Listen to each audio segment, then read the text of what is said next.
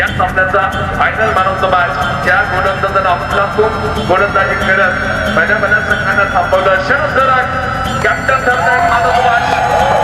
त्याला वाजवायला जोरदार final man of the match.